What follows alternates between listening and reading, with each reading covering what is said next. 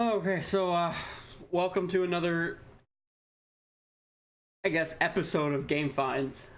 We got a lot to cover. We got a whole crap ton to cover. Yeah, I'm excited.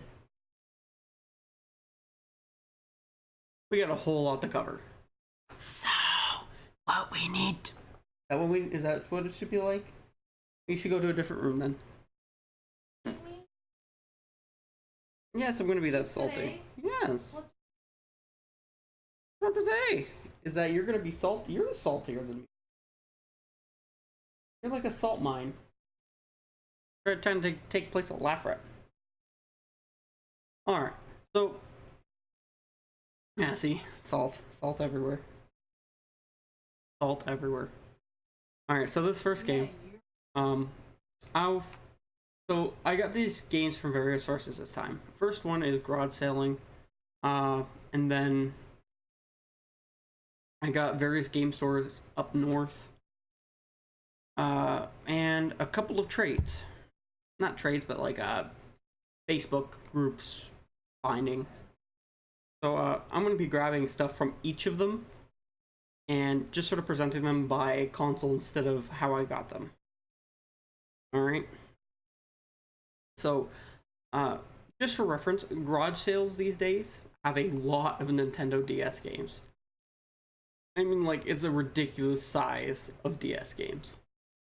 And, so finding them is rather pretty easy these days. But this one's from a game store because why not? And I am a fan of puzzle games. I've always liked them. They make you think, they make you, like, think it through completely, and sometimes they're pretty neat stories. Professor Layton and the Curious Village. Now, I believe this is the first title of the Professor Layton series that they actually came out with here. And it is basically about Professor Layton, the guy with that top hat you see in the cover, with a little, his apprentice, which is a boy.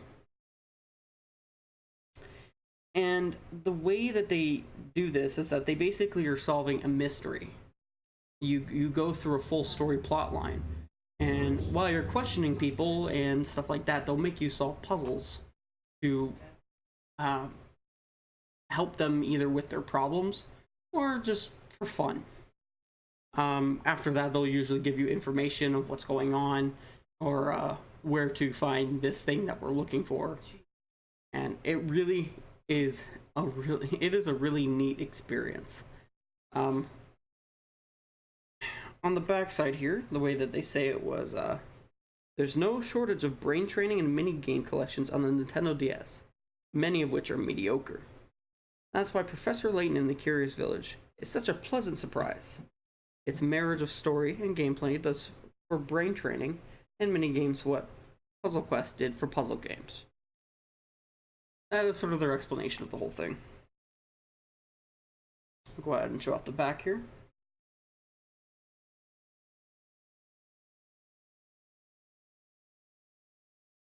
You're going to be that nice little glare the whole time. One thing I love about DS cases is they're so sturdy. Like, you could run over it with a freaking car.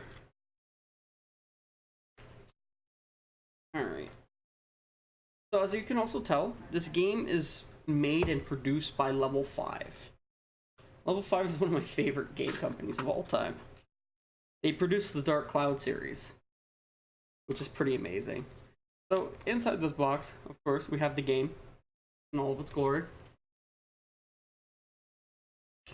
We have a nice manual here and the Nintendo DS health and safety guide, which did come standard, I believe, with just about every DS title. I'm not 100% sure on that. If you don't believe so, just, let me know. It's always good to have that sort of knowledge. Anyways, the Curious Village features a full colored manual teaching you how to go through the puzzles, what the game is all about, and simple stuff like that. Telling you Professor Layton and his assistant, which is the one in the blue hat, is Luke. They they sort of tell you the flow of the game and how it works. There's really nothing else such to it, to be honest. But they do feature a lot of like DS screenshots of the game. There's not really too much art per se. You know, that's pretty much the whole manual right there. Yeah, they don't have anything different. Oh well. Moving on to the next game here as I put this one away. Now, the rest of these Nintendo DS games are 3 are from a pawn shop, and 2 are, well, the rest of them are from garage sale finds. I'll go ahead and do these 2 together. And this sort of became like a very high-selling game for the Nintendo DS. I'm not too sure why, but I think it brought a lot of adults into this sort of equation when it comes to Brain Age and Brain Age 2. Now, the thing about these 2 is that it is basically a whole bunch of puzzle games designed to help you think and increase your brain power in different ways. So, you know, you have one about memory, numbers, probably they have Sudoku. They have lots of Sudoku stuff going on here. You know, please give the correct change, unscrambles, a whole bunch of basically mini games that have different various levels to help you improve your brain skills or your brain function in general. So we'll go ahead and start with the first Brain Age here. From what it looks like, they included Sudoku, so Sudoku included. And this is the way that they decided to sell this game and describe it. Exercise is the key to good health, both for body and mind. And now there's finally a way to make a mental exercise simple and fun. Inspired by the work of prominent Japanese neuroscientist Dr. Ryuta Kawashima, this software features activities designed to help stimulate your brain and give it the workout it needs. Using it for a few minutes each day can make your brain feel fresh and sharp. And the bottom side is French. Here is it? Oh, here it is. Touch-based controls and over 15 fun activities, including Sudoku, making training your brain a snap. So it has 15 activities, including Sudoku. So one of them is Sudoku, and the rest is probably a whole bunch of different things. Memory, stuff like that. I don't have good memory. Maybe they could teach me pronunciation in this thing. How to speak in general. That would be nice.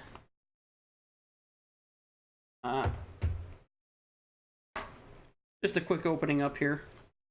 We have the game and a couple ads here, which are really nice. I like ads. We'll look at those. Of course, we have the Nintendo DS Health and Safety Guide, as usual. Holy crap, this thing is heavy!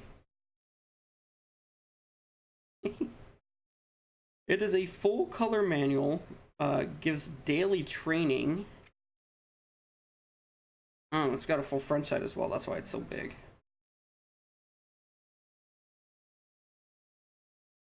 And it's telling you, like, the proof of brain training and why it works and stuff like that. But the interesting thing, yeah, we got ourselves, if you like Brain Age, check out these great games. We got Tetris DS, for some reason Nintendogs, which is I don't know, and Big Brain Academy. And then we have a little thing for Nintendogs in here.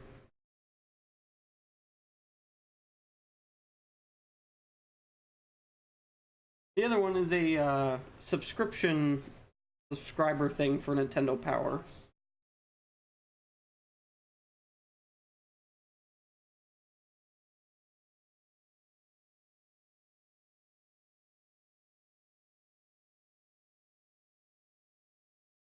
I'm loving this new webcam. It's absolutely awesome. So this thing was packed full with goodies.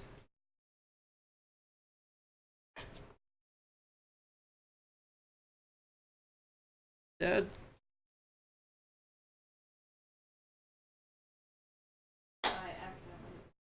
Okay, let's take a quick look at Brain H2.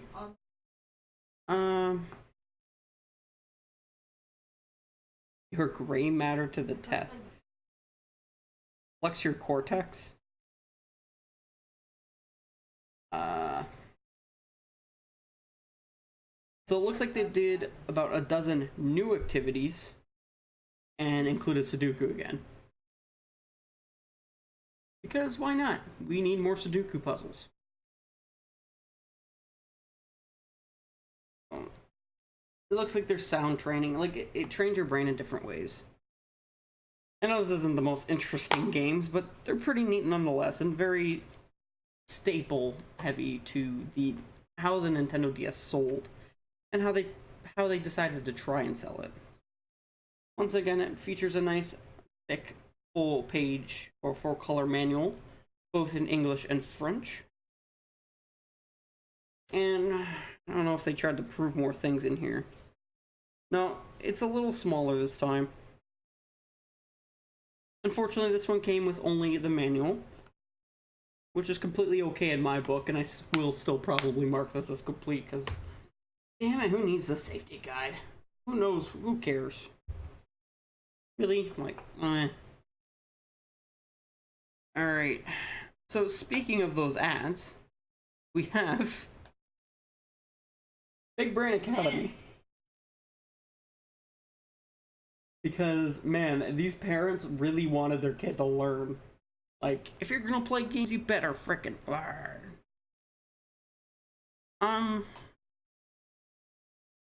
This looks like it did it a little differently, but pretty much the same kind of way. So it says computing abilities, analysis skills, and it basically you have 5 particular categories. So you have identify, think, memorize, analyze, and compute. So that's the 5 things.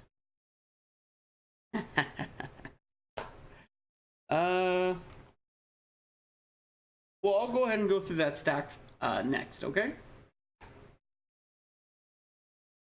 Inside Big Brain Academy here, we have a, of course, the game, which is not in place properly. It's not broken here. No, it's not. It just wasn't placed properly. Another subscribe to Nintendo Power, and a DS Self and Safety Guide.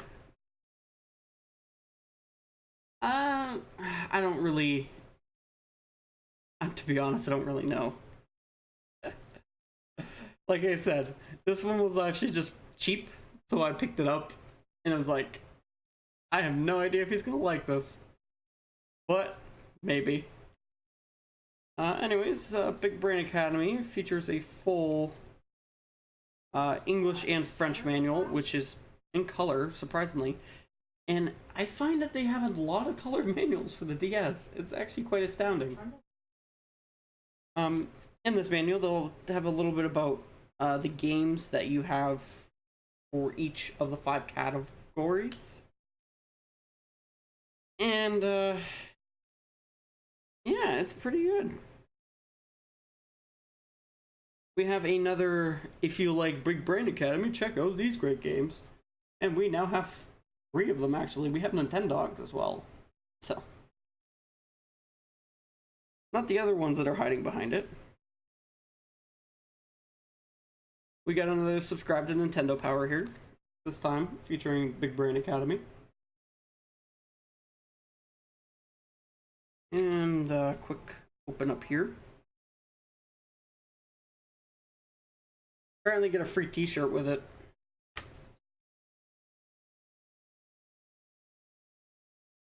Oh. So for only $20 US, you get a full year of Nintendo Power. Man, it would have been really cool to subscribe for Nintendo Power, but we never did. I sort of wish we did. I think it would have been awesome just to get all of those magazines. I would have loved that. I feel like I missed out on something when it came to all that.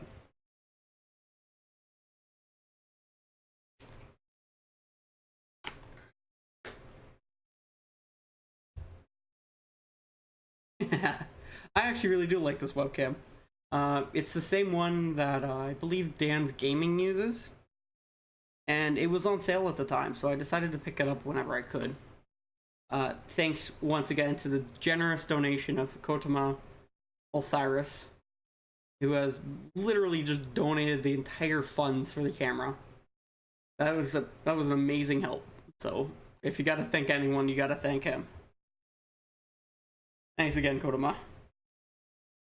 Up next, Zoo Tycoon 2 DS. Now, this one's been published by THQ and Blue Fang Games, and Nultron. Now, this is a very obvious title. What you have to do is you need to manage a zoo. The Tycoon games are very, very big, especially for the younger audiences. This one was primarily gotten because Bleached Out wanted to get a Zoo Tycoon game because she wants to take care of animals. Why not? Now, featured inside of this is the manual, which is in very, very bad shape, and the game. Now, it doesn't look like it's in bad shape from the picture, maybe? Oh, is it going in and out? Well, it's because I'm not speaking loud enough. Apparently, am I cutting in and out?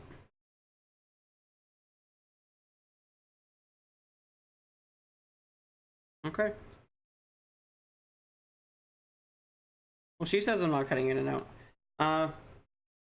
Anyways, so some of the features that it has in the back, the very obvious, build and customize your zoo, organize dolphin shows, and care for exotic animals. And they have a picture of, like, dolphins, and for some reason a triceratops, because why not? Go. The game is, in all intents and purposes, a Zoo Tycoon game. Like, there's no way around it. The manual needs to be flattened. It's very waterlogged. It's got a lot of water damage in it.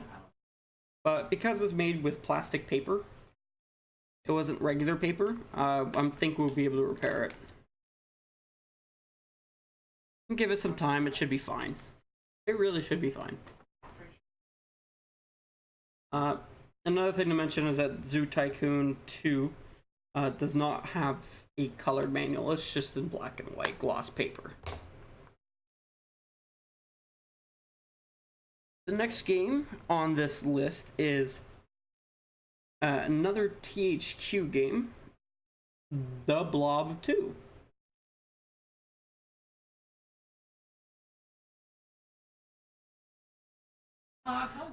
It basically, you just put it under something heavy. Like, you get two flat boards, and you just put something heavy on top of it, and you just let it sit there. Something you're willing to let it sit there for a couple of weeks, and it's good after that. Like, you're never gonna get it. Some people like to do a low iron setting, like on their ironing board, but I feel like that's too close to burning it. And I don't really agree with it, but some people really stick by it. Anyways, The Blob 2.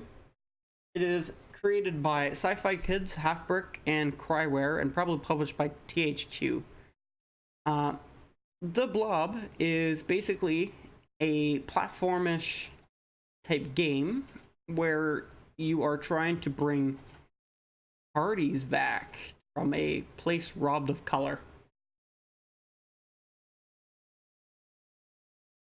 The way that they described it in the back is that the revolution will be colorized.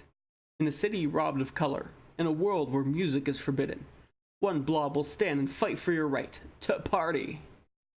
Set off on a side-splitting adventure as Blob ignites the creative revolution and transforms Prisma City into your very own canvas of color.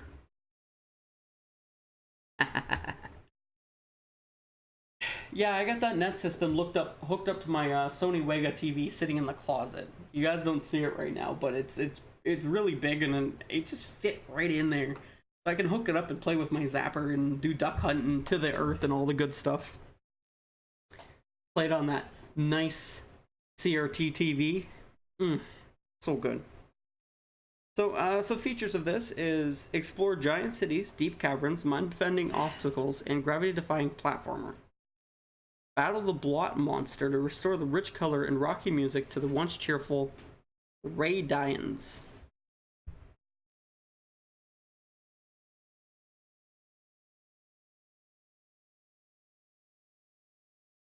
Speed smash heavy inkies, slingshot across the city, and slam squash electric inkies on your way to victory.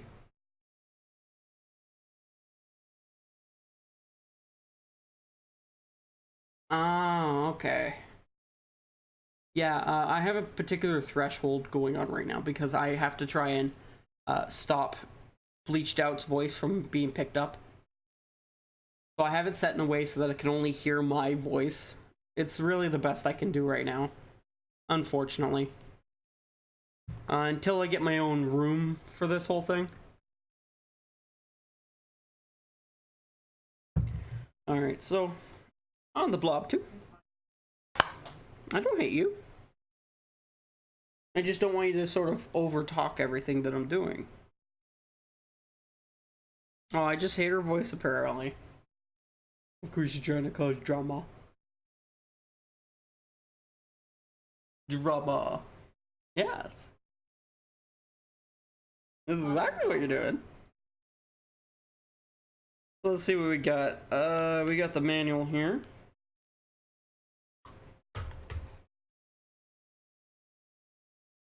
Yes, a drama. Okay, so we got the Nintendo DS Health and Safety booklet again. I swear, I think it comes with every game. I don't think it does not. The Blob 2 features a black and white manual. It's only in English, this one. Talking about some of the moves. Some of the enemies you have to face. Yeah, sure, why not?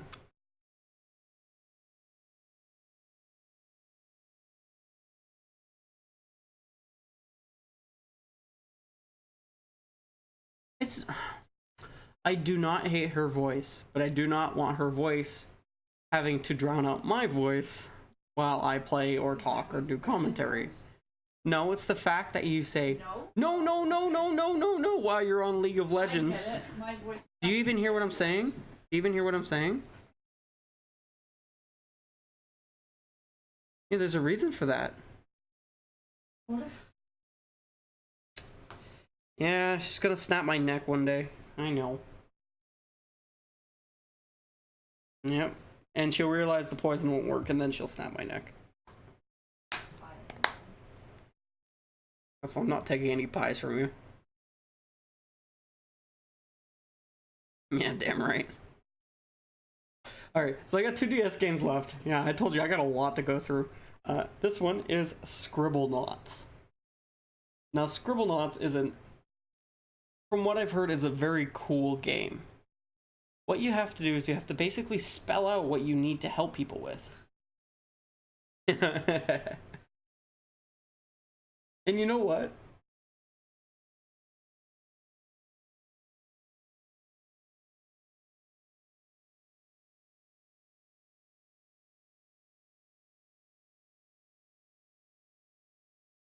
You remember when I tell you, hey, we should probably be in separate rooms when I stream? I want to know your personality. Personality because you're loud. Why don't you just watch the stream? So yeah, Scribblenauts.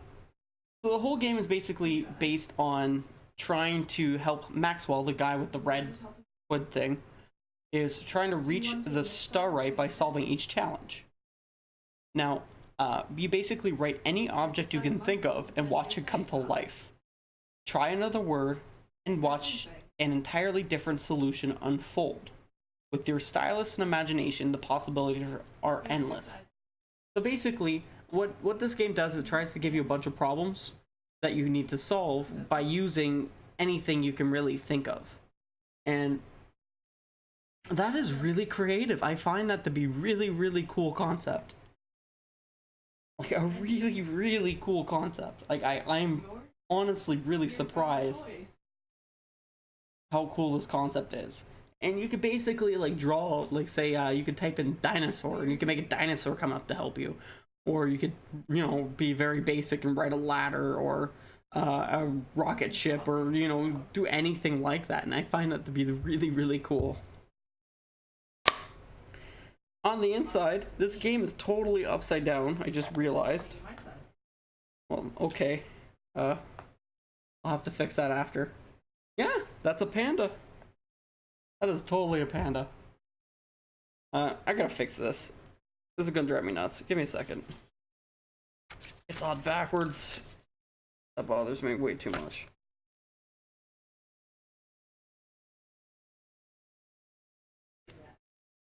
Alright, that's better. So we got the manual. And of course, the game in its little tiny glory.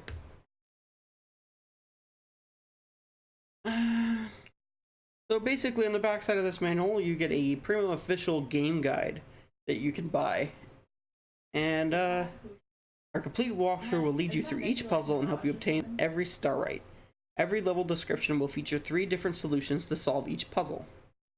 Include some of the best and most obscure words you can use to solve each puzzle. Pull-out art poster included. Ooh, that's pretty neat. It looks like it has an end-user license agreement. It is a full color. Wow, this is a very pretty manual. Look at this.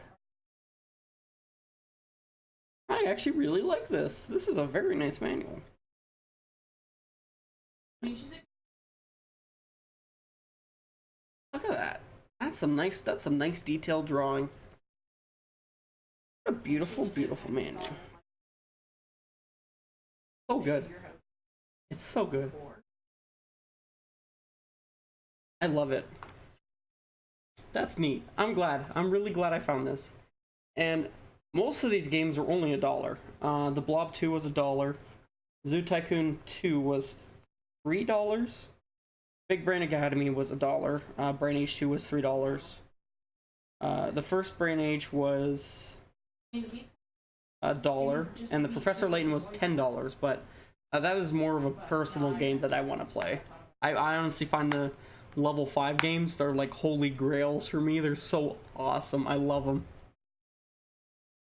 Alright, the last game on this list. I found it for $1. It's some very obscure garage sale just out on the other end of my town. And yes, it is a DS game. And they had a couple, I don't know if there's only one, maybe 2. But either way, it's Metroid Prime Hunters. You're singing.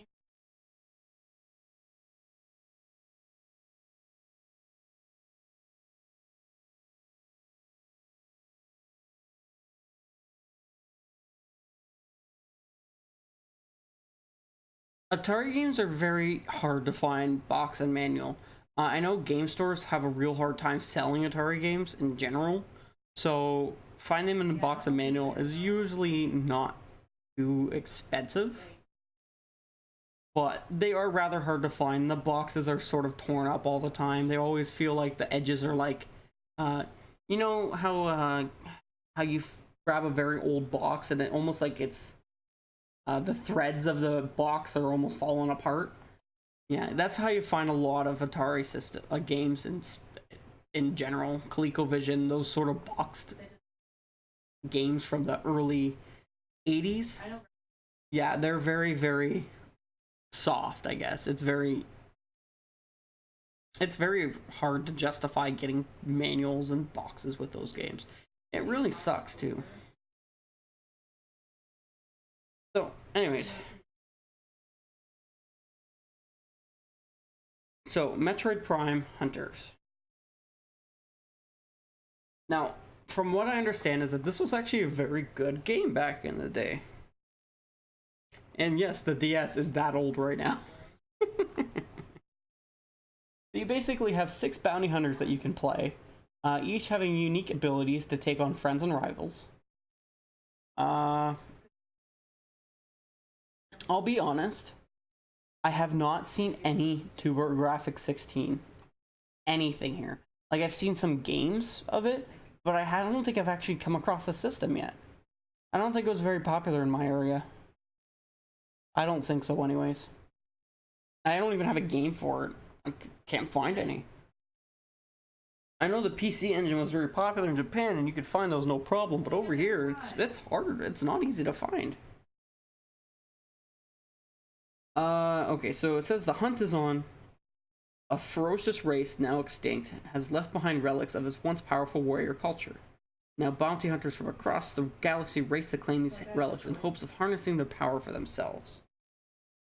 Now I think this was more of a, like a multiplayer type game.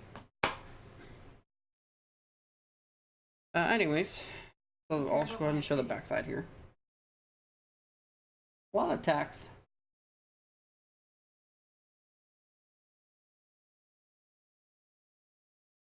On the inside, we have a manual and a game, but no safety and health guide, unfortunately. I should just buy a whole bunch of them, just so I can stick them in these cases. We have our full color manual here, which is a very simplistic type thing. Yeah, so we have an adventure mode that we can do. Yeah, okay, so we do have a single player campaign we can do here. Nice.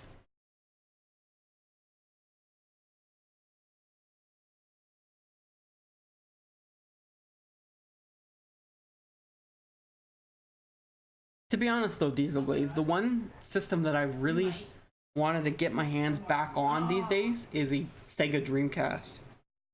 The one that I've had has a laser dead in it, and I ended up, while trying to repair it multiple times, I've lost one of the brackets for it. So now I gotta go get a new one. And it really sucks. But, yeah, Alright, so that's all the DS games. I'll go ahead and move them back over to the side here.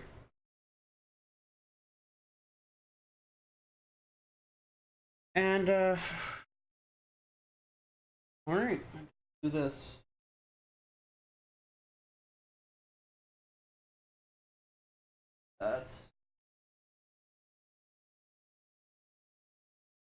Oh, I gotta clean that.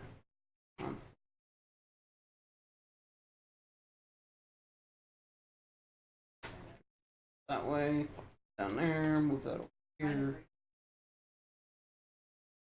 Yeah. Here.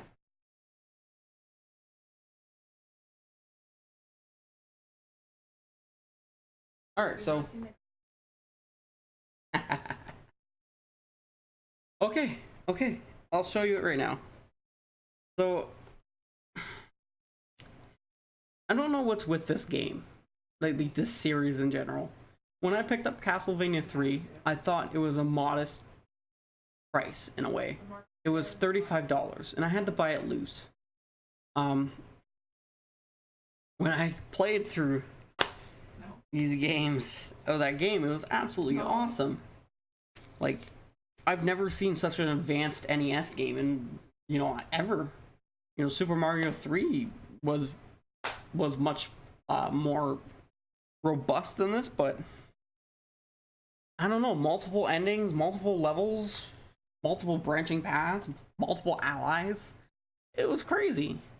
So when I was trying to find another Castlevania game, I can't help but notice that every other game, other than for some reason Castlevania 2 Simon's Quest, is extremely expensive. Like, if I pay, like, if I'm gonna get Castlevania 4, it's gonna cost me about $70. Like, and that's just for a loose copy. That's not a complete copy. It's freaking crazy. So when I come across this one right here, I was a little worried about how you, Dieselglaive, would think of a game like this, because it's very, very off, I guess, how you put it. But it was a decent price, and I thought it would be worth picking up anyways.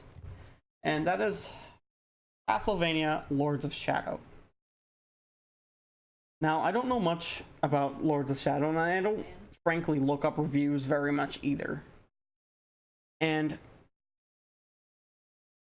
this game really worries me because I know the whole series in a whole, after the PlayStation 1, has a very mixed bag of games. From what I understand, like, they always experiment, they always change it up. While the handheld games of Castlevania always stuck to a Metroidvania sort of game.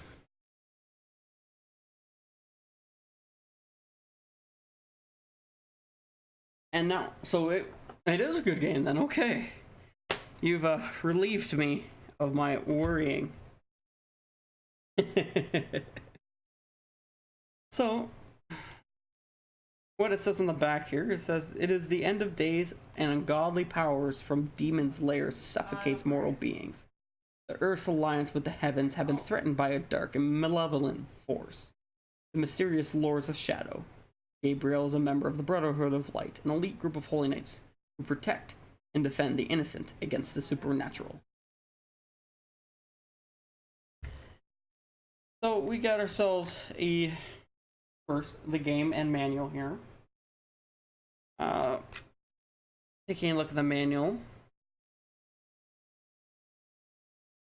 it gives Castlevania, the Dracula X Chronicles, and Castlevania Symphony of the Night available on the PSN network.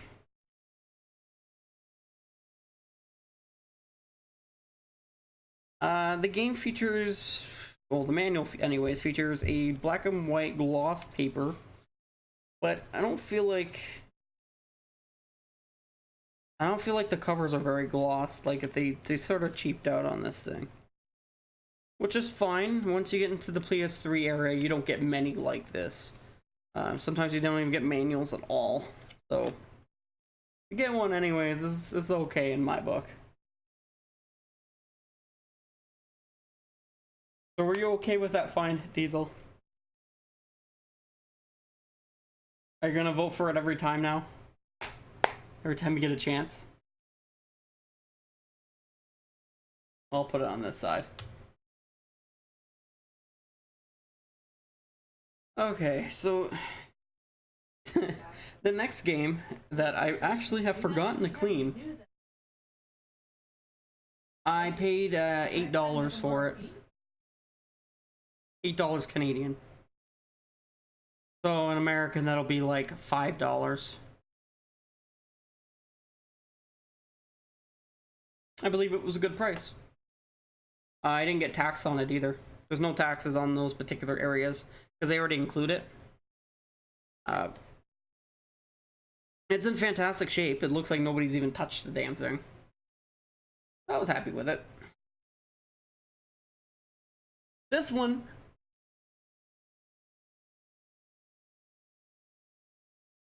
it's a good price. I don't know, like, okay, so here's a little bit of a confession. The thing about game hunting in general is that finding games, especially in game stores, it's a very mixed bag of prices. Sometimes they will screw you over in a way, and sometimes they'll have amazing good offers because there's games that they don't care about. And with me, with trying to go through every system, I'm not going to remember the price of every single game in that store. And maybe eventually I will, but at this point, I am not. You know, some games I'm just like, what the hell is this? I've never seen this before. And I guess it's this one as well. Beowulf the game. I heard this game was bad.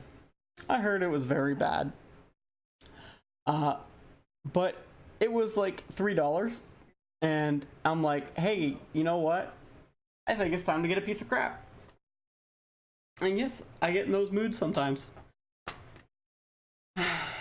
For some reason, this game, it's how can I put this? It seems very trying to sell you it, I guess. But I guess that's what games are supposed to do, right? Yes. So on the back here it says strength, lust, vengeance. You are Beowulf. Battle fierce enemies and slay giant monsters as you play through 30 years of Beowulf's life, not seen in the movie. So it's a movie tie-in game. Unleash carnal power and engage in hand-to-hand combat with giant monsters.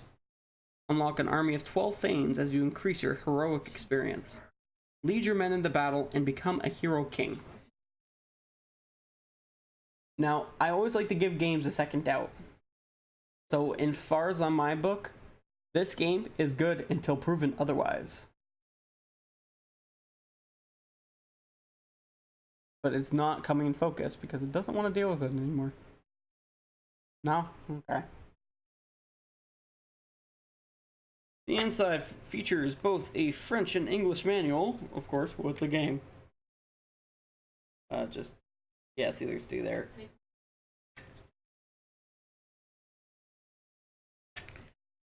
Let's see here. The manual isn't in the best shape in the world. But it seems this is the French side here. Yeah, so this is the French manual, and it's, for some reason it's a little bent. It is okay. So both manuals are both in black and white glossed paper, and features some random faces of people. And they're like introducing the characters in case you've never watched the movie, or in case you didn't care about the movie. But hey, I usually don't expect too much out of games, as long as they provide a good experience or a fun experience. All right, so that is Beowulf. The next two games were both $5 each on a garage sale. So let's start off with this one. It is, so Telltale Games makes a... Is it Telltale Games that does this? Oh, Traveler's Tales. My bad. So Traveler's Tales makes basically the Lego franchise, and they pump out games left and right. But the thing about it is that they're all very quality titles. They're not very many bad ones out there. So when I came across Lego Batman, the video game, I was sort of happy. Now this game, and if you haven't played a Lego any kind of game before, it's very it's a kid's game. It's very friendly, and it's a lot of stupid little puns, and it's just a good time. It really is. You can play a 2-player co-op with it, just as most other Lego games out there. And this game features a way to play as both the hero and the villain. Now it says here, play as Batman and a sidekick Robin as you build, drive, swing, and fight your way through Gotham City. Then, jump into the story from the other side and play as Batman's foes. There is no rest for the good or the evil. So, you can literally have two storylines. You have the good storyline, which would be featuring Batman as you fight all the villains in Gotham City. And then you play the villains who try and rob your banks and stop Batman from capturing them. I thought that was a really cool feature.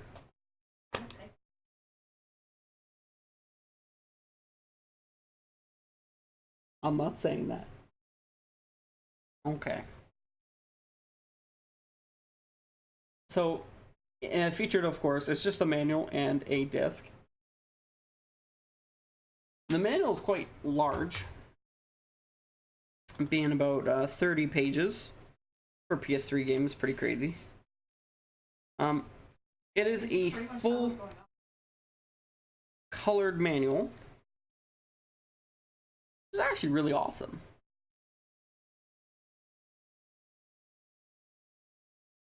Featuring, how to handle your characters, the different suits you can do, technology suits, special abilities, and then one thing after that is actually gives you some extra like Lego sets that you can go and get that they try and feature under the back. We got Lego City here, which used to be my brother's favorite back when he was a kid. Then you have Lego Mars Mission and Lego Racers. I'll try and get that image there. And then Lego Racers. And then you got the end user license agreement, and then the other Batman Legos sets you can get. I don't know why it's not going in focus, but oh well. It doesn't like the focus for some things.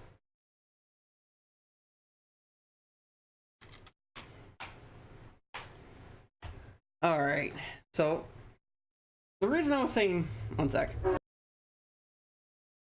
Alright, the reason I was saying Telltale Games is because of this next game here. And that is the Game of the Year edition of The Walking Dead, a Telltale series game. And now it's the complete first season plus 400 days.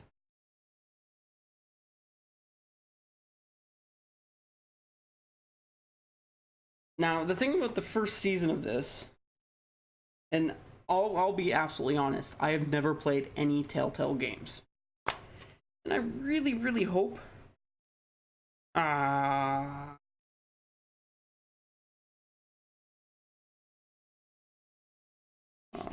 I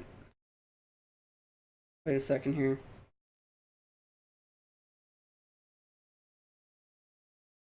One sec.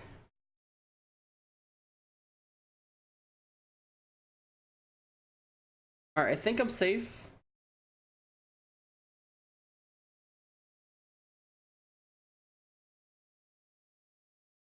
So it looks like I need an internet connection to be able to do it. Oh, okay, that's nice. So, on the back of this, it says, make every choice like it's your last. The winner of over 90 Game of the Year awards. Based on Robert Kirkman's groundbreaking comic book series. Includes all 5 episodes of the first season, plus a special episode, which is 400 days. Bonus downloads, original score, and an exclusive behind-the-scenes video. Okay, so the Game of the Year edition is all on this. That's good. I thought I had to download the extra episode somewhere else, but I'm okay with this.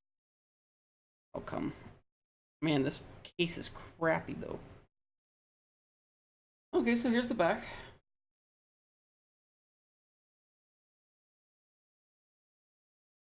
And on the inside, of course, we have the disc and the manual.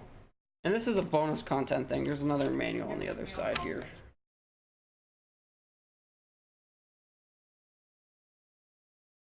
Looking at the manual itself.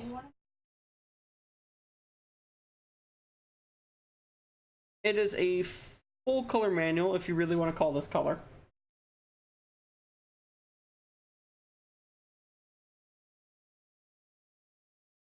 And it features a little bit of artwork on the back. And it's only a few pages. I think this is only a 7-page manual. Oh, 9-page manual. Now, I know someone who was asking for a Telltale game, particularly the Walking Dead one, just before I found this. So, I think that was Getsu. #1 Getsu fan. He really, really wanted me to play something. This,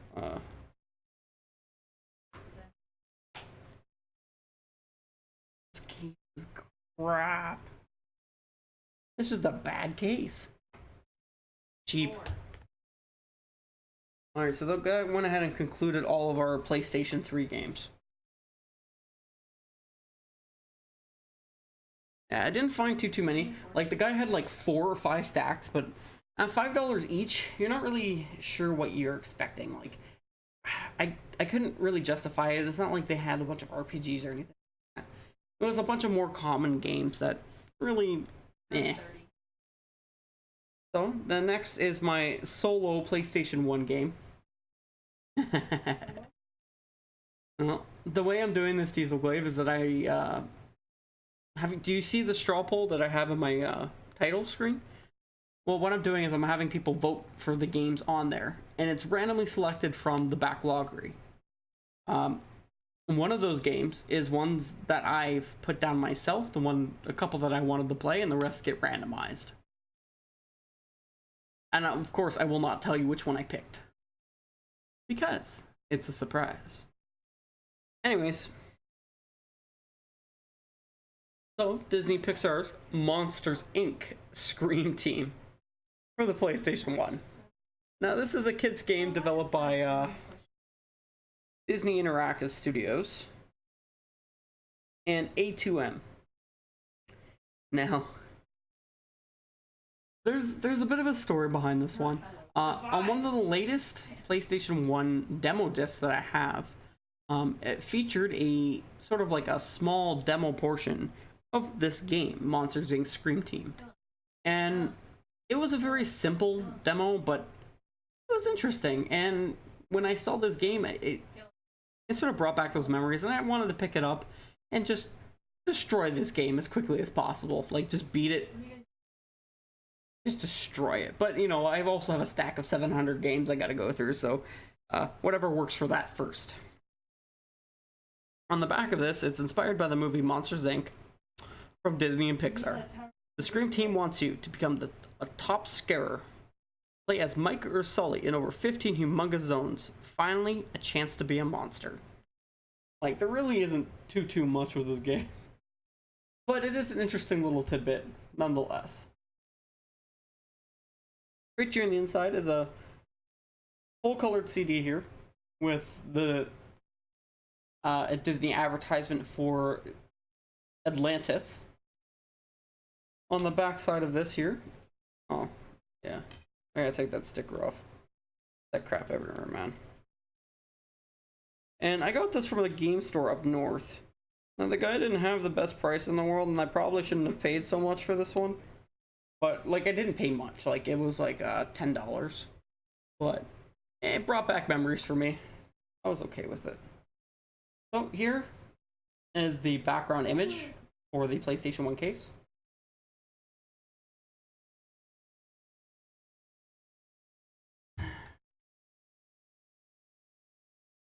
The manual is a full colored manual, which is actually very nice looking. Surprisingly nice. It gives a full background story. And like I said, the game features like 15 really, yes, here it is.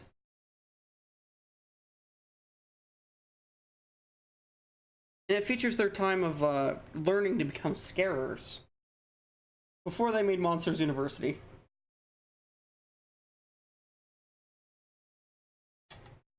And it's a neat little addition. And when it pops up, I bet people are going to vote for it.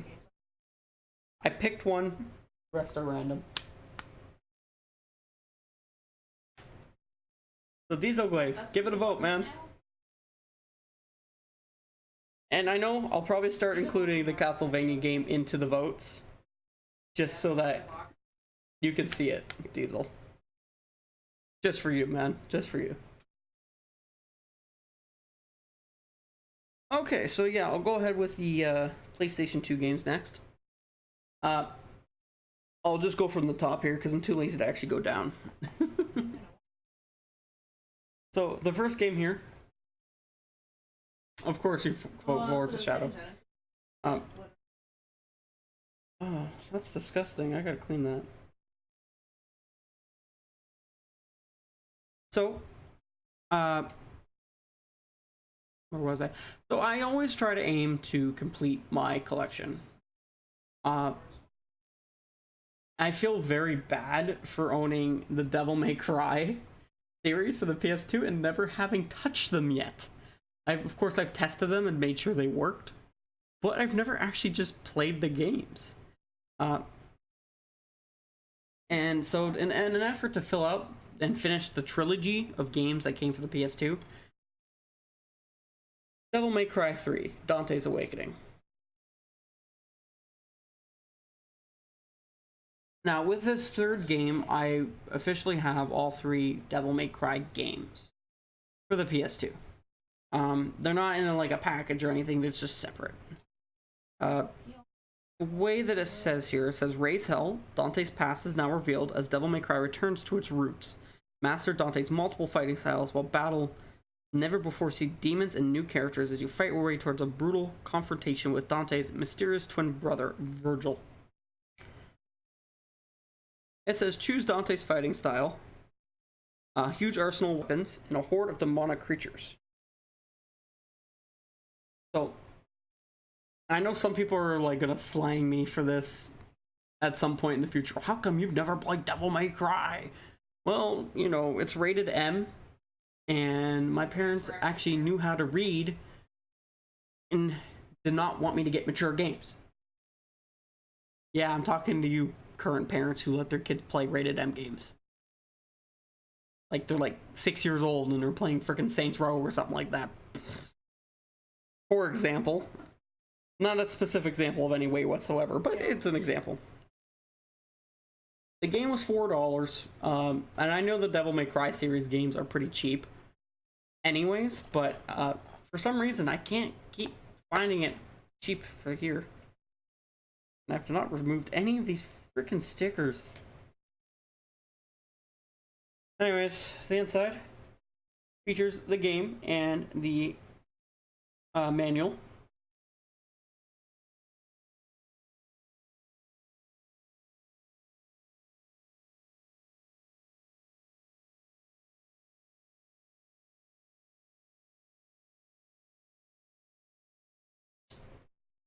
The manual is made in black and white gloss paper. And on the back side, actually doesn't have any advertising or anything. It just says Capcom. Guess screw you, free advertisement. Teaches you about the style, the story. Hey, get my strategy guide because we made this game too hard. You know, usual stuff. So yeah, that does complete all 3 of the Devil May Cry games. Woo!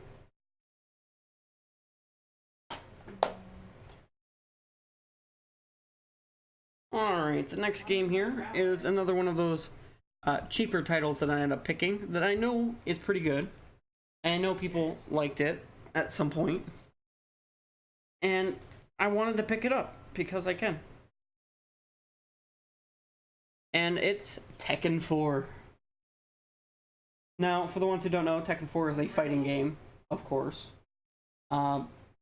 Set in the Bandai Namco area.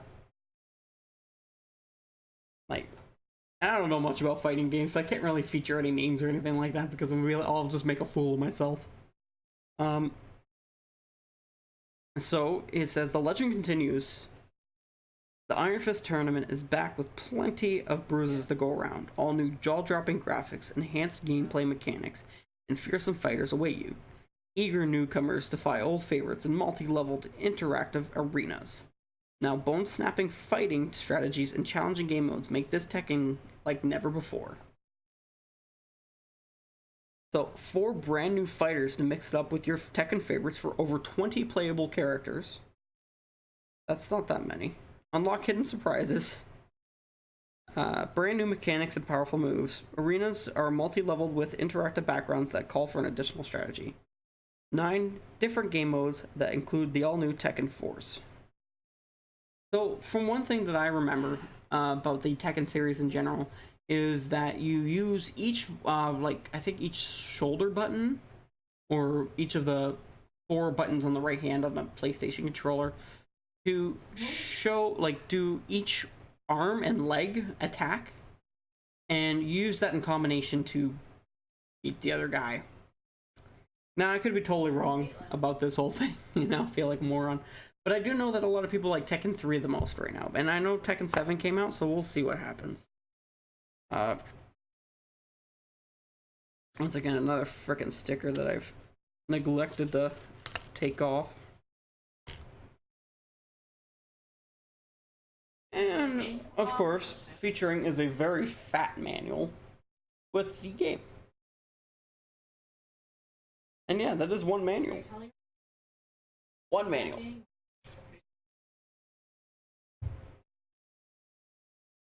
This manual is a bit of a beast, actually. So, featuring in the back of this manual is full caliber 4. It is a 52-page manual. Holy crap. Let's see here. It's in full color, too. Man, they were going big on this. It's a little sticky, but it doesn't feel like anything. I guess it's just a spine sitting there all those years. This goes in French and English, teaching you basic techniques, the different styles. So we got Tekken Force, where you fight a whole bunch of people at once. Survival mode, practice mode, freestyle versus CPU, defensive training, regular training, story mode, which has, yeah, lots of stuff. Also makes for a very heavy book. You could probably hit somebody with this and make it hurt. So, yeah, I should probably show off a few of the... It's very colorful stuff.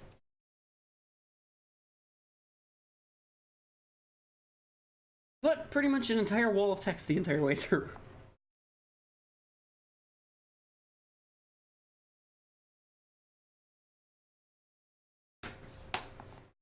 Alright, moving on next is a Square Enix game I ended up getting up north. And it's pretty neat. It's got, I think, cel-shaded graphics as its way. And I just gotta think for cel-shade. I just gotta think for it. It's just beautiful art.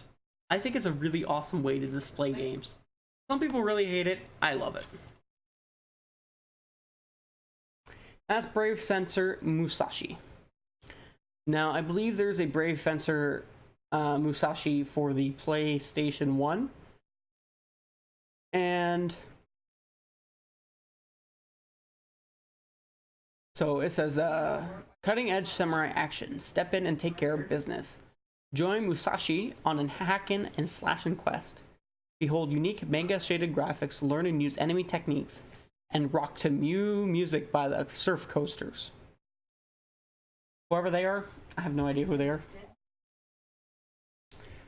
On the backside, it's a very, very pretty cover with a nice glossy front and back, showing a whole bunch of the game there, and nothing else. On the inside, we have an advertisement. So we have the game, an advertisement, and a manual in this one.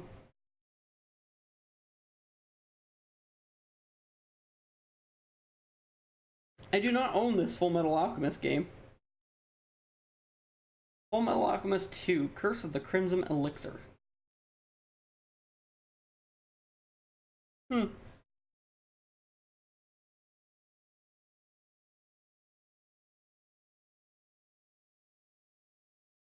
This looks like the same on the back side of the cover.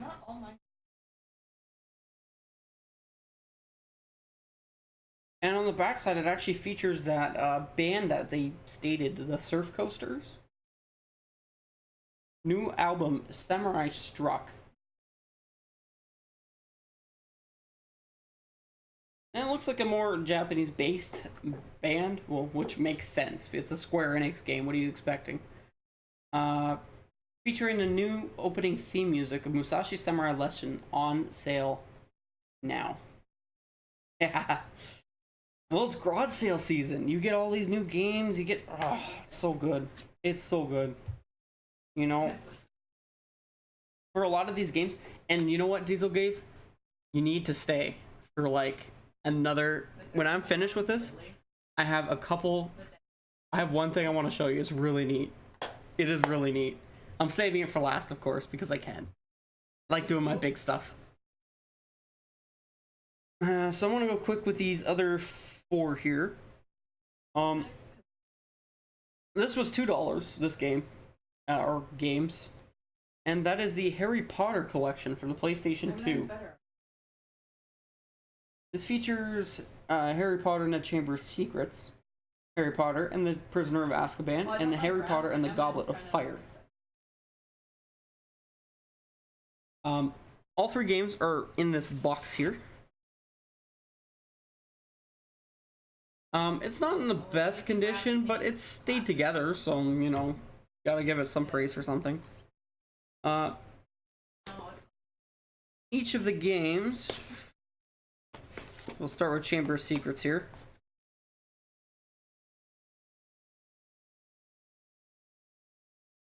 And, of course, Harry Potter, magic stuff. Here's new features. Oh, actually, they actually have a features list here. Okay, confront the mysteries of the Chamber of Secrets with advanced second-year magic, challenging quests, and dangerous adversaries. Greater Death, featuring wizard duels, very powered spells, and Quidditch leagues. Take flight, hop on your Nimbus 2000, and freely explore Hogwarts. Hey, that's pretty cool. Challenge foes, including Aragog and the fearsome Basilisk. Here he comes to life, his internal voice guides you. What, so you just hear him thinking? Interact with all your favorite characters, including Ron, Hermione, Hagrid, Dobby, and Gilderoy Lockhart. Remember these people. I don't remember who Gilderoy Lockhart is. Oh well. So there's the back there again. On the front. Featuring is, and I'm gonna say right now, this is probably the cheapest manuals I've seen for the PlayStation 2. It is a full black and white manual. They didn't even like color the front cover. It's just black and white. Now they probably did this for reasons, because as EA is evil. I'm just kidding. Because it's a collection edition, they don't really, they want to cut money where they can cut money to sell these games. And the first place that'll go to is the manual. Well, there really isn't much to these manuals here, and I believe they're all pretty much the same. Alright, what's the next one? I think it's Prisoner of Azkaban, right? That's this one here. So this one uses a iToy USB camera enhanced, if you want. On the back, so here's the front right now. It says that iToy thing on the cover there.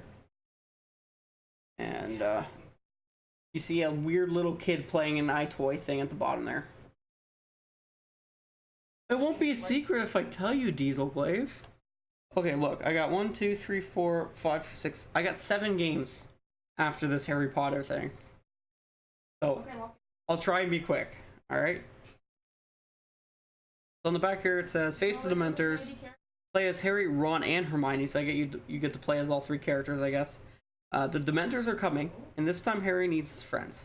Minigames, Fly Buckbeak, iToy USB camera with a creepy little kid on the back.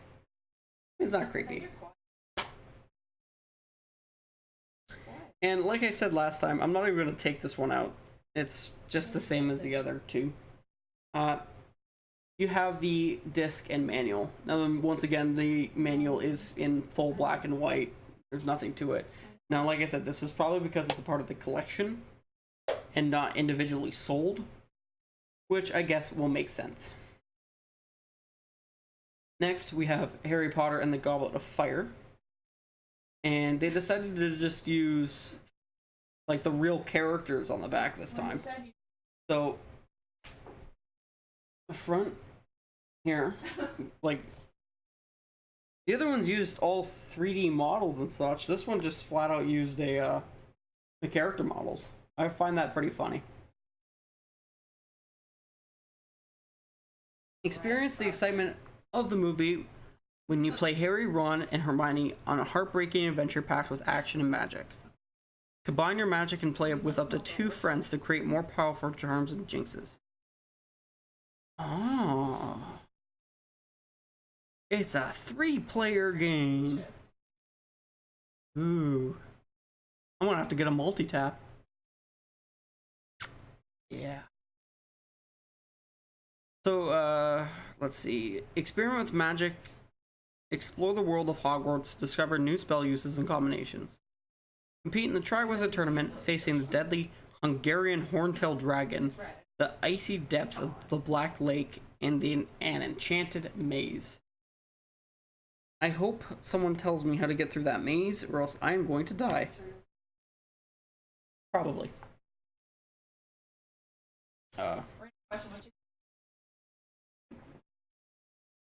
So yeah, that is the Harry Potter collection for the PS2.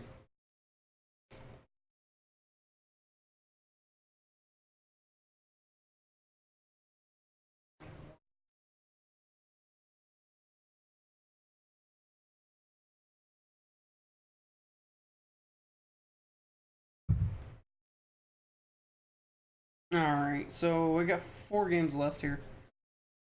I'll go with this one.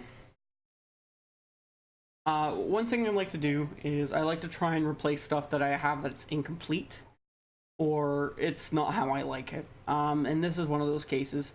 I found this one for $1 and it's going to replace a greatest hits copy of itself that has no manual. And that is Jak and Daxter and the Precursor Legacy. Now, like I said, I already own this game, but this is the first time I actually have the manual now. It features the same backing, the same front cover, but like I said, there is a difference. This one has an PlayStation Underground ad insert, which sort of like, hey, you want some free PlayStation stuff, which is basically amounts to nothing. And we have our manual.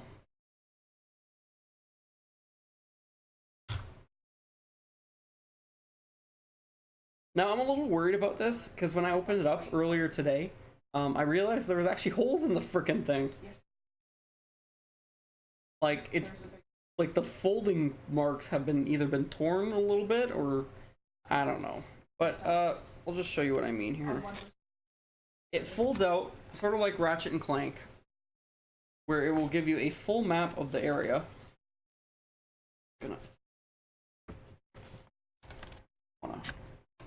Oh, it just pops off, that's why. So, it gives you a full map of the land and the different places you can visit. It gives a full regular manual on Jak and Daxter, including controls on this side here. And then, of course, as you see, there is the... Oh, it's upside down. Oh, crap. There we go. You have a full poster you can actually tear off and put on your wall. So, all in all, this is a very, very cool thing. But for collectors, it is a nightmare. Let's just pop that back in there and hold that up. Pretty neat, huh? Pretty neat. I'm gonna go ahead and pop that back in there. And I'm very happy. That means I only need a couple more things to get a nice full Black Label set of the Jak and Daxter series. I gotta put it in this way.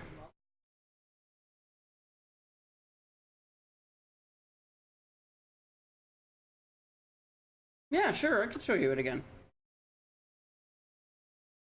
I gotta be careful opening it, I don't want to tear it.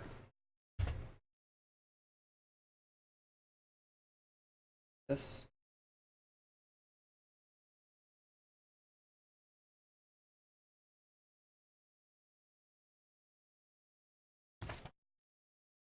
So we have the manual side here, which is upside down.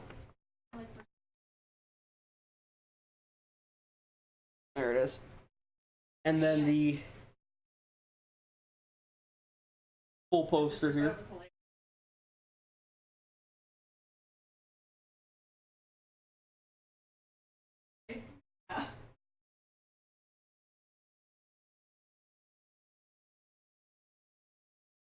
And on the back side, and I don't know why they decided to put they should have just put the posters separate. This bothered me a little bit. is a full map of the game. So if you wanted to put this up on your wall, you can. You know, it gives you tips, ecometer, controls. So yeah, you see it up here. You have the controls, and you have the full map of the game.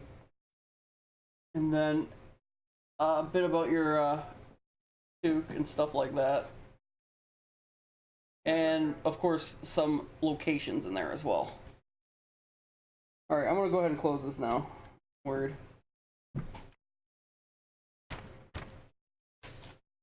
Like I said, there's like a in the middle here. There we go. Come on. There we go. Alright. In the middle of it, there is a sort of like a crease that you can tear off to keep the poster on the side. But I don't want that to happen to it. And so yeah. It was a really cool find. Don't get me wrong.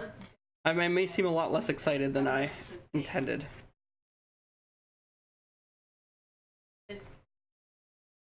Okay.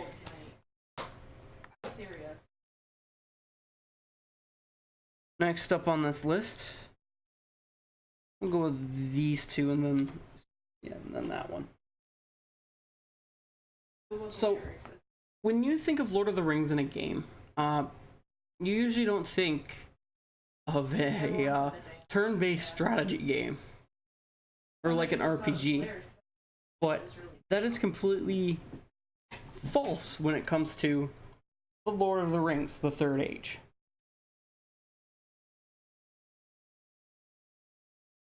Now, the whole thing about this turn-based RPG is that you move around the field, you know, turn by turn, to attack your enemies.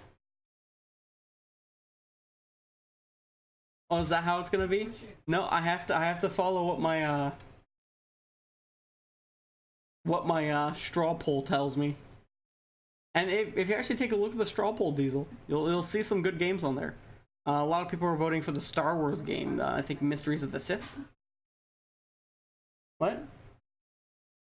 What you say? What you say? Oh yeah, that. Okay. So right here it says battle alongside the Fellowship on an adventure spanning all three films. So this is all three of them in the Lord of the Rings trilogy. Journey through Middle Earth with 6 new playable characters from the movies. Customize your heroes with an in-depth skill tree and over 500,000 weapon, item, and armor combinations. An all-new turn-based combat system gives you new level of strategic control over your combat encounters. Adventure with friends in cooperative multiplayer mode. Stunning special effects with voiceovers from the original actors bringing a cinematic feel to the films to life. Wreak havoc as the Balrog, a minion of Sauron, and other enemies in an expansive mini-game. So apparently they have a mini-game in here too.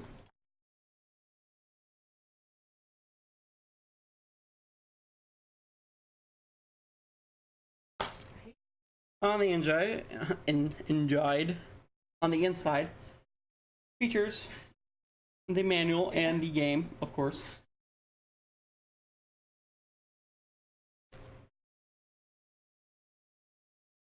Yes, there is a manual. Right here.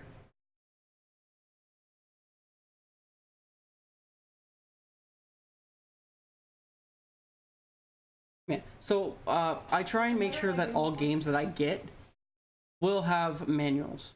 Exceptions to this are particular, you know, carded based type games, such as, you know, the NES, Super Nintendo, and the N64. I'm planning on a different solution for those games. If you actually look in the back there, to incorporate those games, because I do have manuals for several of them now. Yeah, I feel like it does have very nice art. The inside of the manual is a gloss black and white, giving you a bit of the battle system and how it works.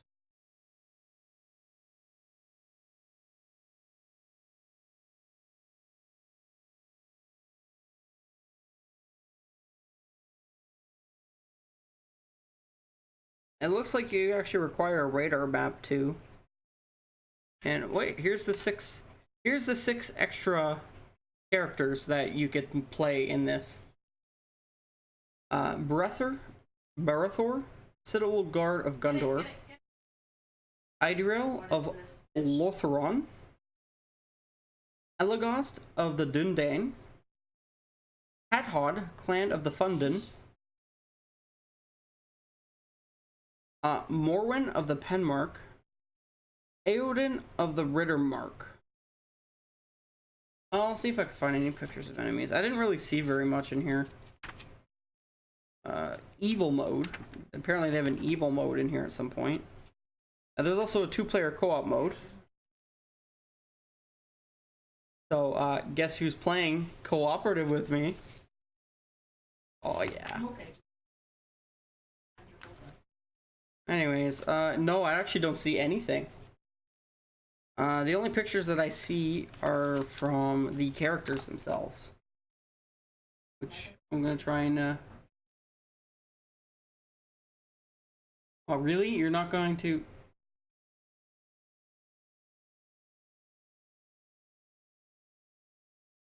Yes, my bit cup is set up. It's just sort of buried under my, here. Yeah, it's right there. See? Yeah,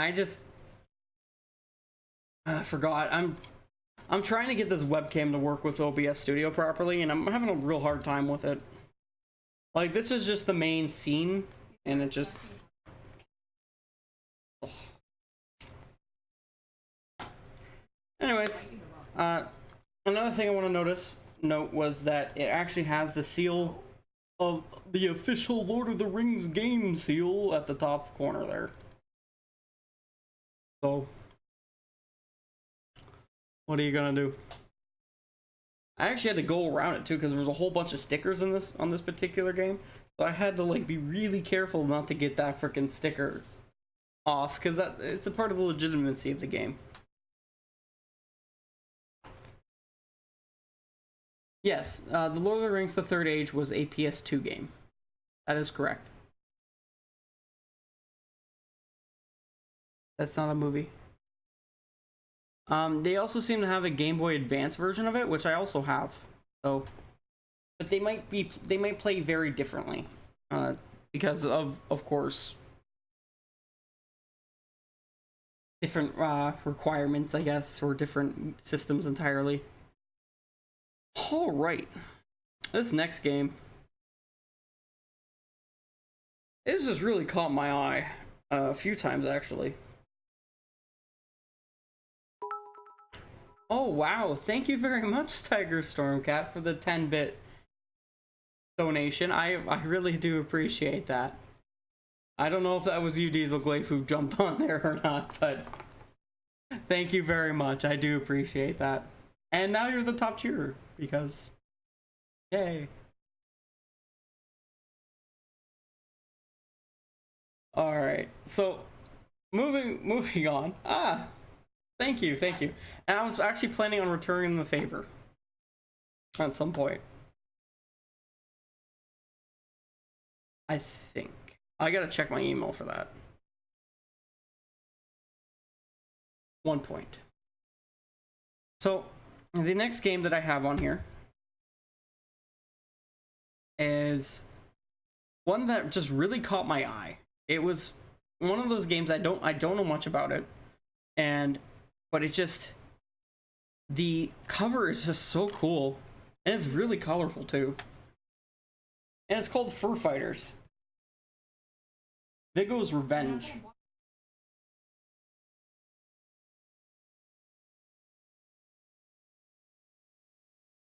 Now, you just look at that front cover, like, he's so angry. He's like being clipped together and stuff. I found that pretty freaking crazy. So, revenge is no longer sweet. The villainous General Viggo has kidnapped the Fur Fighters' families as a part of his vile plan of four-world domination. To make matters worse, your closest kin has been mutated to fight against you. What a cool pet.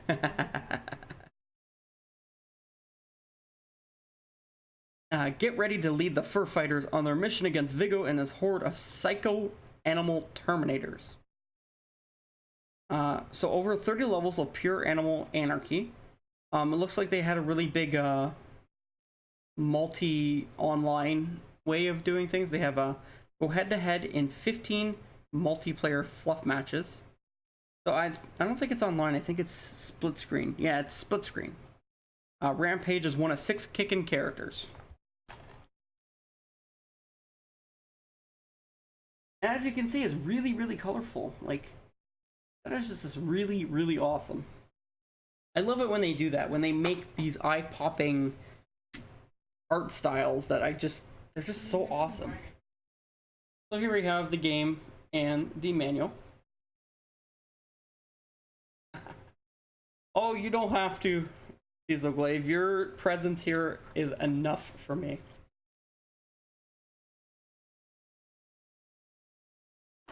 Alright, so the manual, I believe, it's in black and white, but it actually gets some really, really interesting pages at the very least. Like, we got some characters here. And advertisement for Crazy Taxi.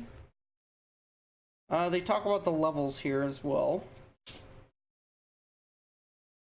So they probably could, and when it comes to these smaller companies, even though it's published by Acclaim, I do feel for them sometimes because these guys clearly put in the effort into this manual.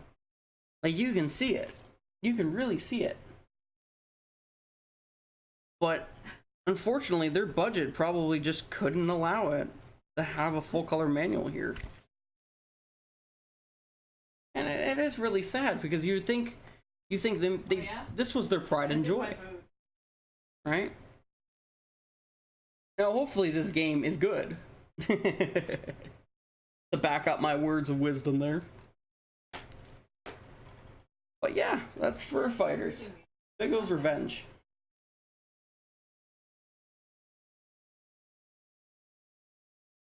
Alright, the next thing here. So this game has sort of creeped in over time with me. No,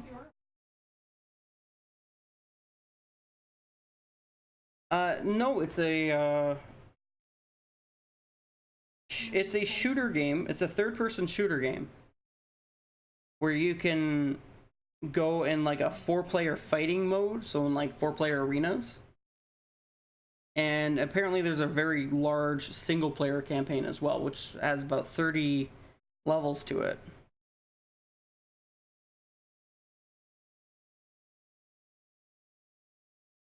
Yeah. Okay. Hope my, yeah, I'm gonna move this around again so I can take the weight off of all these games here. They get heavy after a while. Okay, so this next game here, I don't really, it sort of creeped in the memory recently, and it really caught my attention because usually you don't see too many good show tie-in, and Nickelodeon show games are usually very hit and miss as well. So when I ended up hearing about this one, and it was even like I think a Did You Know Gaming episode as well. It was a particular game called SpongeBob SquarePants Battle for Bikini Bottom. Thank you again, Tiger Stormcat. I'm gonna go ahead and actually put that alert box back up there. It should be at the top. I am sorry. Sorry.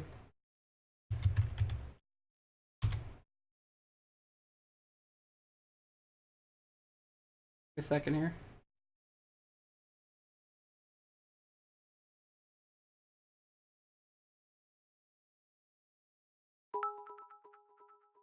There we go.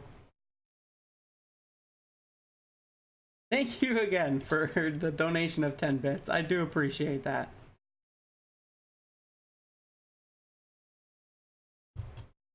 Oh, okay. Sorry about that, Diesel. Yeah, I'll open it right back up for you there.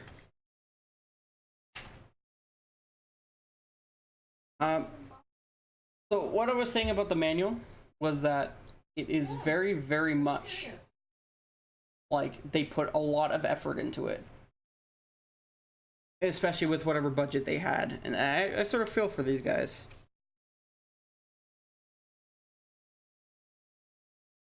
Because, you know, you usually see two types of manuals. You usually see the manuals that are very lazily done, but they don't have a lot of image. They're made as cheap to be as cheap as possible, and they'll basically just have a warnings and a control scheme and a story, and that's it. That's all it is. It's just some text. And then you see the ones that are very more robust, have like full colored manuals, it shows off everything.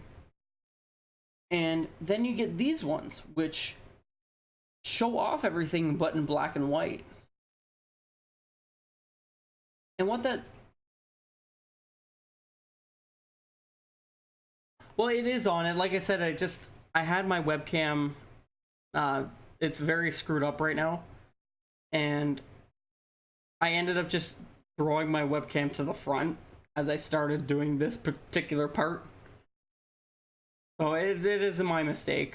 I apologize for that. I really do. I just... all over the place. I really do not like OBS Studio. It has not worked with me so far, and it's pretty upsetting, actually. So yeah, anyways, regarding this manual, I do feel for these guys. It looks like they put a lot of effort into it. And I wish that they had one. Yeah. No, I completely understand, Diesel. It is my mistake completely. Like I said, I was just trying to get my webcam to show up here so I can present the games properly. I have another scene set up for webcams, but it just doesn't work. No, thank you for that. I really do. Thank you. All right. What else do I got? Yeah. So, SpongeBob SquarePants Battle for Bikini Bottom. Now, the people who took this mantle was Heavy Iron Studios, and I don't know much about them, but I know there was sort of little prestigious, I guess, especially when they made this game.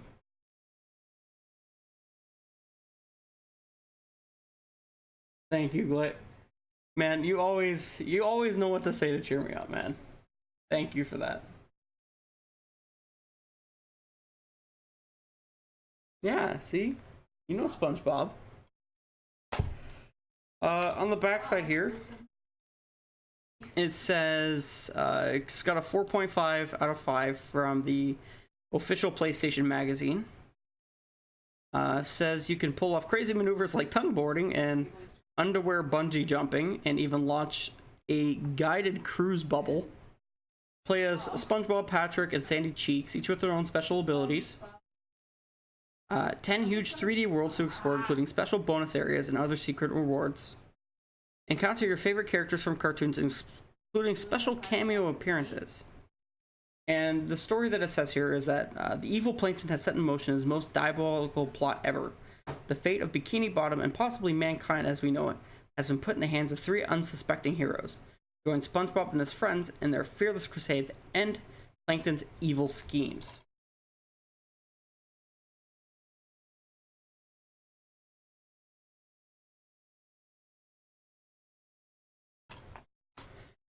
Now, like I said, when it comes to tie-in games like this, it's really, really hard to judge whether they're good or bad. And from what I understand, this is one of the good ones. This is actually a good game. I'll very much be looking forward to playing it. So here's the game, and here's the manual. On the backside is another THQ title, which is Tak and the Power of Juju. And I'll be looking for that game as well. I want to get my hands on it. This features a full-colored manual, surprisingly. Ooh. And it looks like they have on like every page they'll have like a character Just a question. drawing. Did you start this? Guess I started this at 9. Well, he doesn't know what he's talking about. We got Squidward tentacles down there. It's like the 6th time you've argued with me on this whole thing. Let me do my thing. I have fun.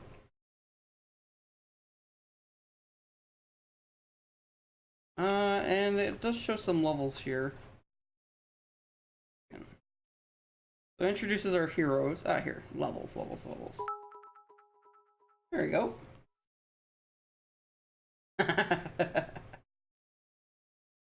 Man, you guys are being way too nice to me today. Thank you again for the more bits. I don't know what to say. Like I know like you guys are just awesome. You're both awesome. I have no more words for that.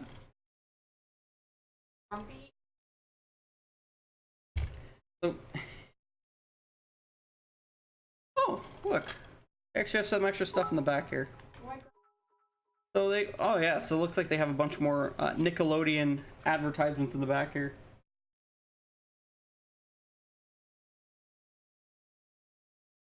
Hail to the king, baby.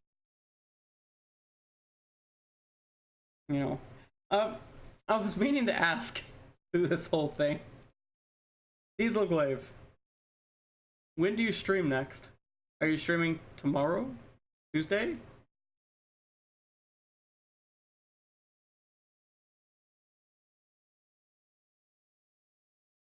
Yeah, here's a whole bunch of levels here. Hail to the king, baby.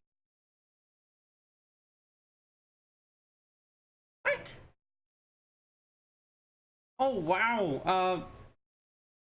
Wow, thank you so much for the donation.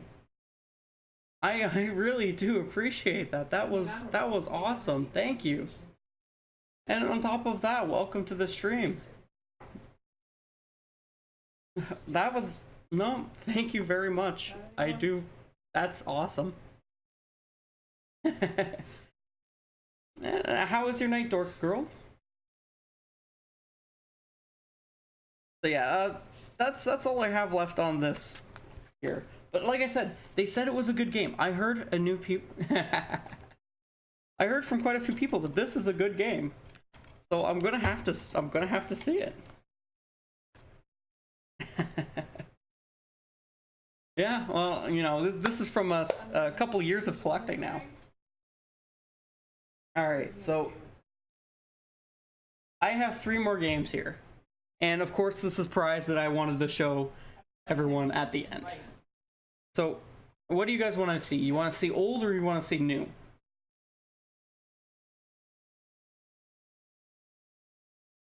I don't. They're both good. They're both good. Don't. See, I actually showed a part of it. All right, I guess I'm going with old because I already showed it.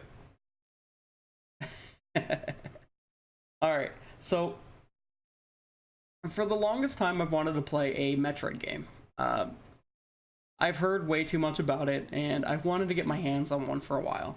So when I came across this one, I asked what his price was, and he gave me a fairly decent price. Now,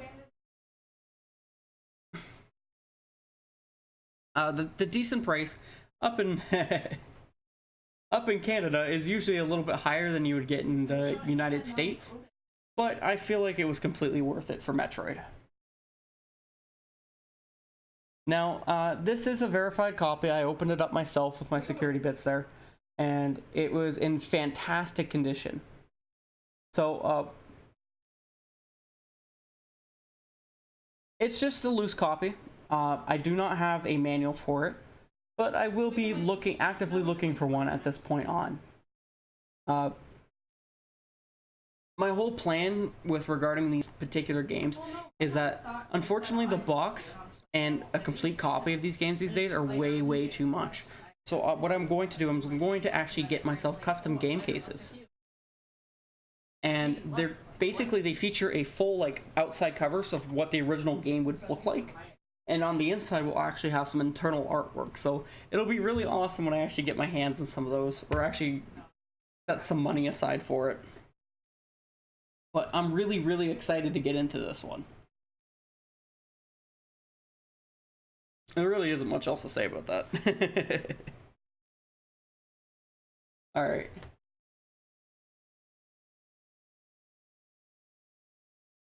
Hey, you know what?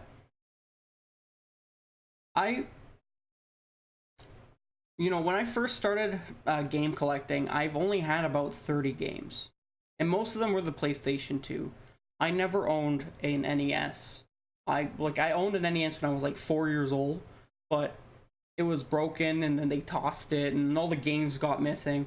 So over time and over the last couple of years, I've been, going to game stores, going to thrift stores, going to garage sales, going to Facebook groups, increasing my network and connections and everything like that to try and find all these games that I missed out on. I never played a Super Nintendo. Isn't that crazy for a guy who played games throughout his whole life? I've never played a Super Nintendo. I've played maybe like 10 minutes on a Dreamcast. I've never played a single player adventure on an N64. It was always the multiplayer games at my friend's house or stuff like that. So, I decided I wanted to collect them and I wanted to stream them. I wanted to show everyone these games. And, this is the perfect time for it. I got my Dazzle, I got my PS2 hooked up right now. I'm currently playing Dragon Quest VIII. And, every couple of weeks or so, I'll try and show off the games that I've found over time. Now, obviously, I've had a lot more this time, but I sort of blame that on the garage sailing season. I usually don't get good hookups, but man, I got a lot of good stuff here. Alright, so going on to the more modern games here. These two games, we usually don't see them at a very low price. Whenever we go to our game stores, they're usually about $50 a piece for some reason. And at any new stores, like we have EB Games or the Electronic Boutique, and they'll sell used copies for up to $60 for these two. So when we ended up talking to a guy who decided to sell them for about $70 for both of these, we knew that it would be a good idea to grab them. And at the moment they're both sealed still, so I can't really open them up and show you guys it. But when I do play them, I'll open them up, of course, and show everybody. The first one is Paper Mario Color Splash. Now, from what I understand is that you're supposed to collect cards in this game to help you out with your game. Like with your fights and battles and stuff like that. And it says, solve puzzles with the power of paper. Paint colorless spots to open new paths. And it says study your enemies before selecting your cards. So, yeah, you get a whole bunch of cards throughout this. And you have to actually, grind cards and get stuff like that to fight your bosses. Now, a couple things I've heard a lot of criticism for is that their boss battles are ridiculously weird. You get bosses that literally only take one card to beat, or you get bosses that are really, really hard if you don't have the right card. They're pretty much impossible, apparently. So, but regardless, I'm never too harsh on games. I always like to give them a benefit of a doubt. So I am looking forward to this one. And hopefully soon if people vote for it. The second of the two games is a Nintendo Select game, unfortunately. But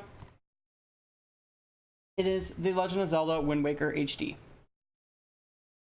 Now, I didn't really have the biggest plans to pick this up specifically, because I have yet to play through the GameCube version of this, which I have sitting up on my shelf up there.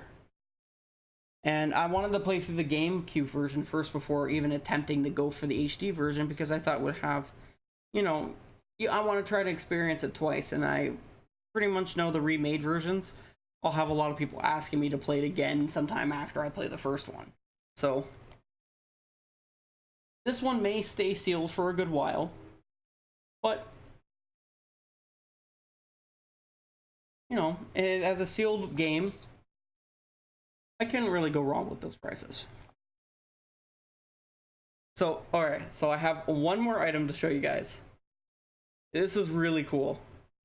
Now, when I went garage sailing yesterday, I came across our very first garage sale of the season, and lo and behold, I see this at the bottom of a box full of PlayStation 2 games and a couple of DS's and a Game Boy Advance SP, and I was like, are you kidding me?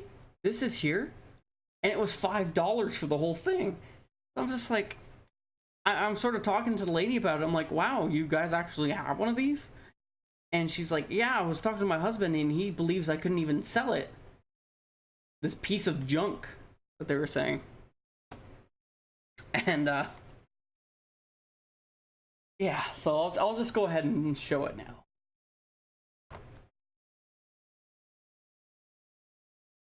Now, I'm going to go ahead right now and say that it is not complete entirely. And I'll show you guys when I open it up. But look at the condition. Look at the condition. This is the original Game Boy. Now, opening it up here, it has its... Trying to keep everything here. And this is what I found inside the box. Now, unfortunately, it didn't have the link cable. So what it said it was supposed to come with was a Tetris game pack, which it did. Headphones for the digital stereo sound. And I believe these are the headphones here, or possibly not. They might have been like a third-party one, so I might have to find another one of those. And the Game Link cable. So I'll have to pick up a Game Link cable as well, but that's a small price to pay for something like this. Now, the system itself... Oh yeah, I probably shouldn't put it there. Put the box down here. No, open this up here. So the Game Boy itself is in great shape. And I also didn't realize there was a copy of Super Mario Land in the back as well, which is also in great shape. Now I don't really know what to do with the second copy of it because I already own Tetris and Super Mario Land, but I might just keep a copy of Tetris just to sit in the box with this, just for you know, historical purposes or selling purposes. But I don't think I want to sell this. I want to keep this. I want to keep it to, you know, it's a prized piece. Now, I had tested batteries in it, and unfortunately, it is not in a working condition. And I'll show you guys, if you want, what it does. We think it's a connection on the inside of the Game Boy itself. So, one second. I'll go ahead and grab a few batteries here.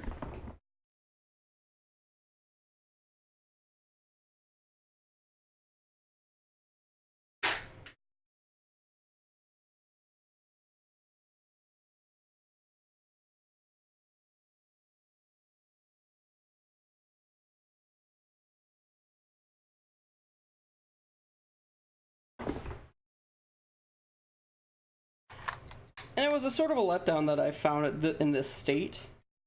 But I feel like it's just a loose wire, so I'll be able to fix it or solder it back in, which should be awesome. Go ahead and do this. Alright. Hopefully you guys can see this.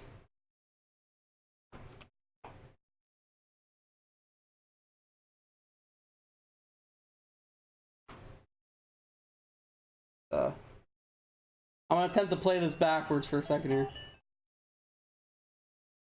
I can't see jack all.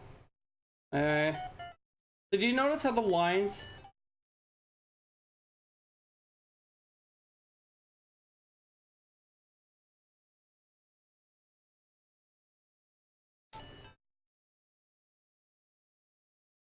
Yeah, so did you notice the lines that sort of went throughout the whole thing?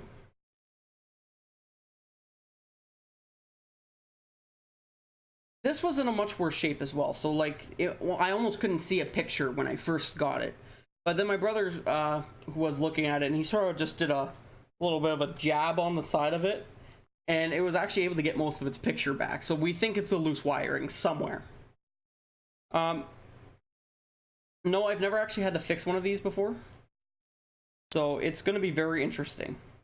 And I may actually have a do it on stream as well if people are interested. I'll have like the camera facing down towards the desk that I have back there. Maybe. I don't know how that's gonna work, but who knows?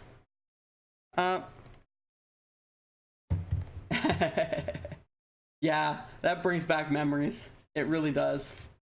And remember, I can stream those Game Boy games as well. I have a Super Game Boy sitting in the back over there, and I also have a yeah, like a fix-it stream.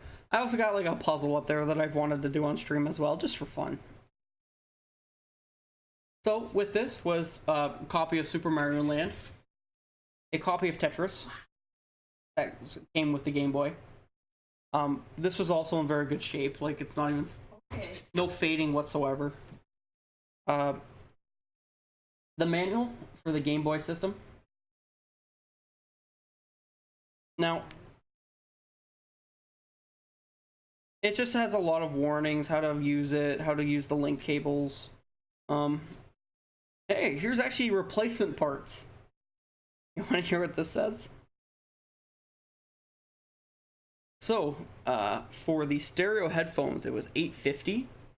For a battery cover, it's $1. A connector cover is 50 cents. A game link cable is $8.50. A power cord is $5. A game pack case is $1. A Game Boy manual is $2. And a game pack manual for a particular game. You could order the game for $1.25. Yes, I know they made a Castlevania 2 Simon, I think Simon's Quest or something like that for the Game Boy. I heard it was actually pretty good. The other two manuals that came with this $5 bundle here is a manual of Tetris. That came with Tetris, of course, and a manual of Super Mario Land.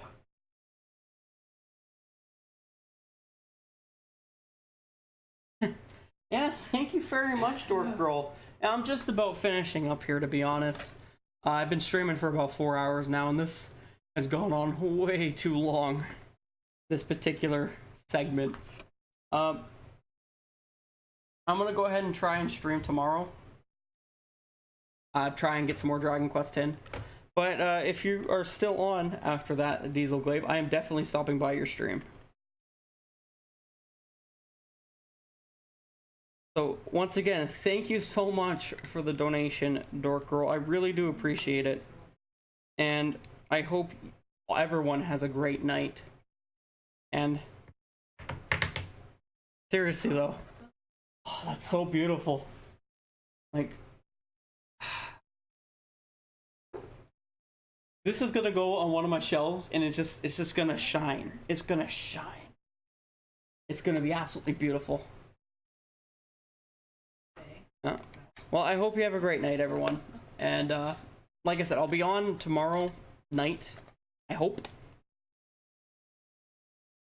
And